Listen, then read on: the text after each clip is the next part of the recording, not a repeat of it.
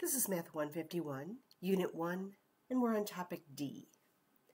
Up until now, we've been using either a graphical method or a numerical method to find limits.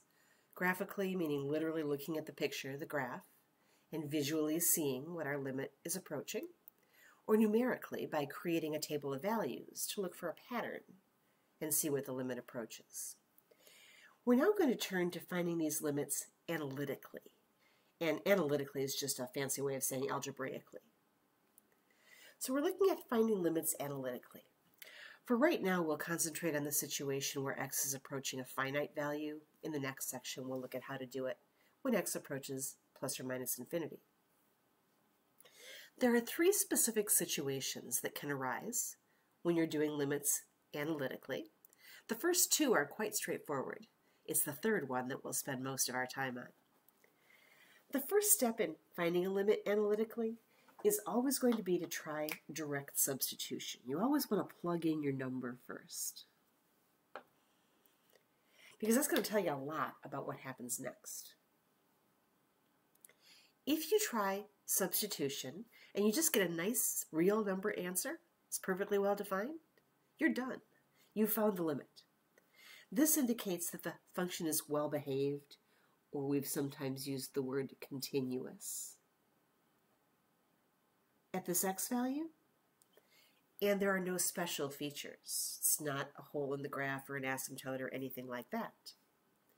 So this is a pretty straightforward case. Here's an example. If x is approaching 0 for this function, and I go ahead and plug in the 0 for x, I'm just going to get 4 times 1, or 4. And since that came out to just a nice basic answer, it's not undefined, that is my limit, and I'm finished. The point 0, 4 is a continuous point on this graph.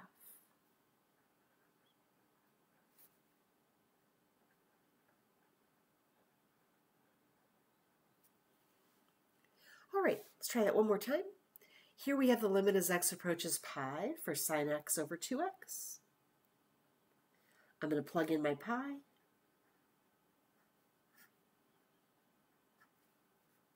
And evaluate. Sine of pi is 0. And of course 0 divided by 2 pi is still 0. Perfectly good answer, not undefined or anything. So the point pi 0 is on the graph. The limit approaches that point, and this function is continuous at the point pi comma 0.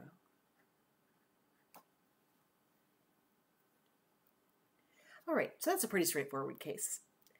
The second possibility is also not too challenging because once we recognize it, we know what happens. If we try direct substitution and we get a non-zero number in the numerator, but 0 in the denominator, we know this is undefined. We can't divide by 0, but the non-zero number over 0 tells us that we've got some kind of an infinite limit. We just keep taking a number and dividing it by a smaller and smaller value on the bottom. It gives us a bigger and bigger result. We will need to investigate the signs from both the left and the right, the one-sided limits, to decide whether we have plus infinity or minus infinity.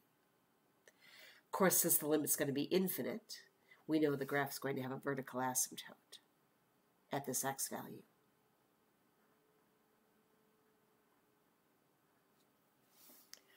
All right, so let's take a look at the first example.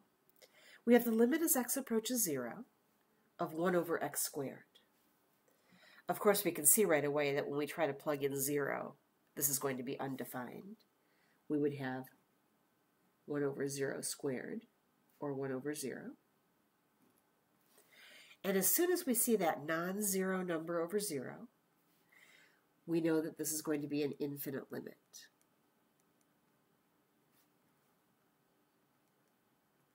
The only question is it a positive infinity?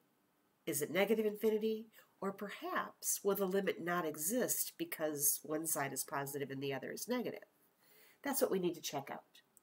I'm going to use sort of a slight modification, a simplified version, if you will, of a numerical check here. I'm just going to check one value to the left of 0 and one value to the right. That's all I need, because all I need to know is positive versus negative.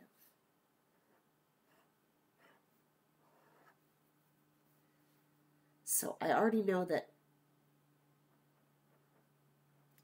at 0, my y value doesn't exist. And then we just want to pick something close to 0 on the left, maybe negative 0.1, and close to 0 on the right, maybe positive 0.1. You don't have to approach it. You don't have to get super, super close, because we already know the result. It's already going to be infinite. All I care about is positive or negative. In this case, I don't even really have to evaluate. If I plug negative 0.1 in here, I can clearly see that when I square that, I'll get a positive result. And of course, the same thing with positive 0.1. When I square that, I'll also get a positive result. The actual value doesn't matter. Again, we already know the limit is infinite. All we care about is the sign. So since both sides from the left and the right are positive, in this case, I can say that my limit is positive infinity. And there's a vertical asymptote at x equals 0.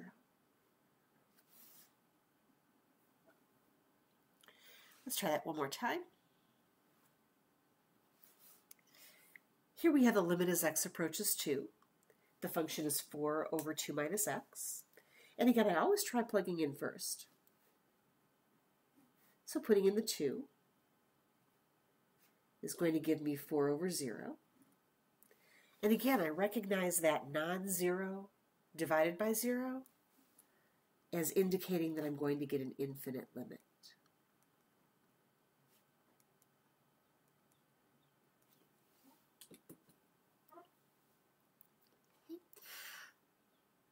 The only question left is positive infinity or negative infinity. So once again, I'm going to set up just a really small little chart. I know that at 2, the function doesn't exist. So I'll just pick a number slightly less than 2, like 1.9, and 1 slightly greater than 2, maybe 2.1. Once again, all I care about is the sign. All I need to know is it positive or negative? I really don't need an exact value. You are, of course, welcome to just plug these into your calculator and see that, but often you can do it mentally. 4 is positive on the top, and on the bottom, 2 minus 1.9 would be a positive number, so fraction will be positive. If x is 2.1, 4 on the top is still positive. 2 minus 2.1, though, would be negative now on the bottom. Or you can just put this into a little table and plug the numbers in that way if you prefer. It's up to you. In this case, I can see that the two different sides are going to approach different limits.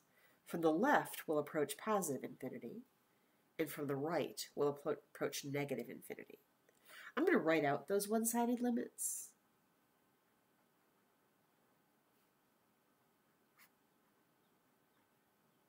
So approaching from the left, we got plus infinity.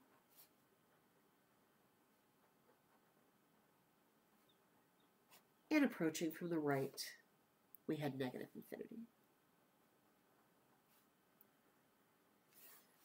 Taken together, that means that the two-sided limit does not exist.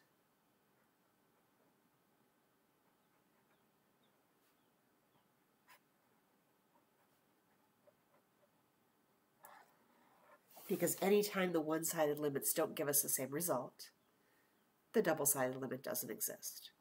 However, we still have a vertical asymptote at x equals 2. One side just goes down and the other side goes up. You're probably getting used to this by now, but one of the things that I'm always going to be asking you to do, homework tests always, is anytime you evaluate a limit, I'll be asking you to not only give me the answer, but also interpret it for me. So in this case, we're interpreting them as vertical asymptotes. In the first case, right, in part 1 here, we were interpreting them as points for which the graph was continuous. All right. The third case is actually probably the most interesting one. At least it's the one that gives us the most interesting options to do some work. The third case is what we call the indeterminate form.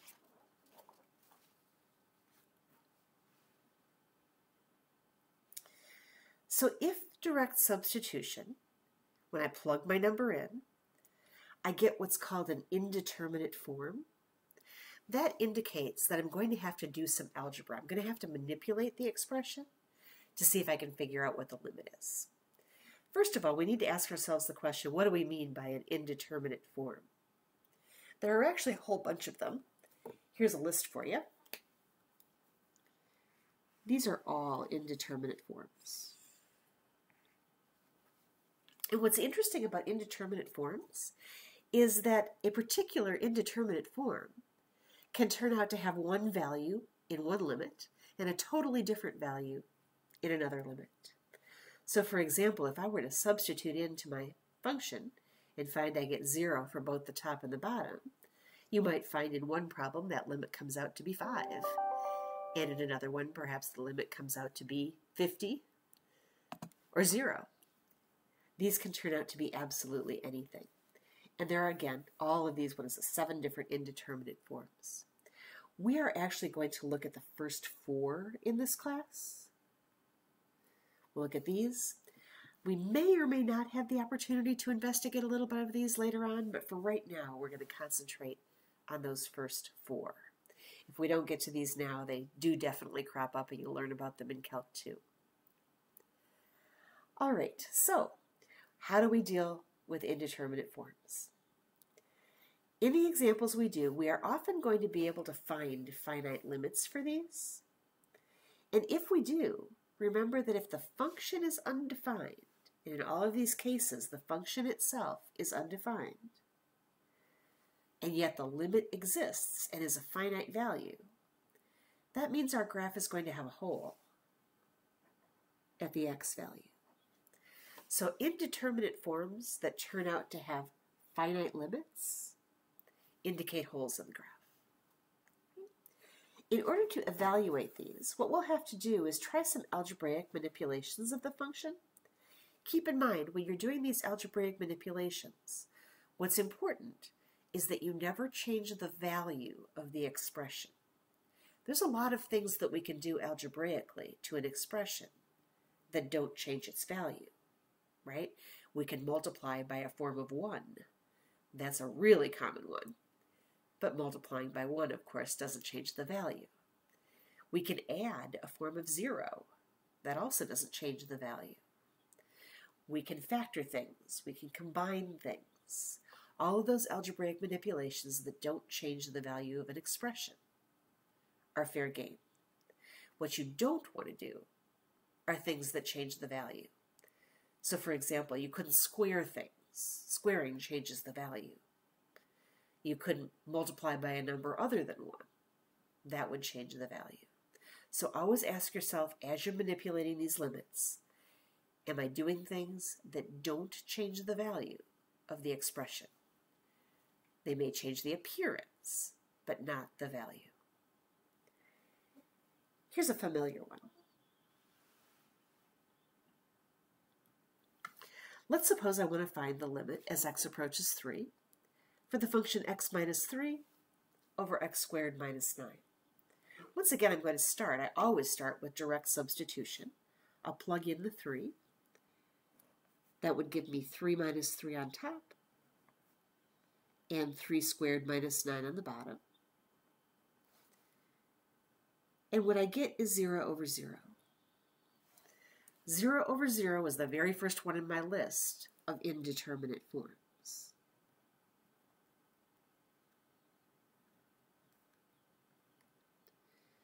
And an indeterminate form always tells me that I need to try some algebra. You've seen enough rational expressions that the algebra trick in this case probably almost just jumps right out at you. The denominator is clearly factorable, and so I'm probably going to be able to factor and cancel. Reducing an algebraic fraction, very common trick that doesn't change the value. It just changes the way it looks. So let's do that. I'll factor my denominator. It's just a difference of squares. And then I can divide out those x minus 3's. Keep in mind x minus 3 divided by x minus 3 is 1. Dividing by a form of 1 doesn't change the value, right? That's why it's okay. And so when I've simplified, I now have 1 over x plus 3. Once I've performed the algebraic manipulation, that's when I want to try substituting my number in again. And I'm hoping at this point that it will no longer give me an indeterminate form.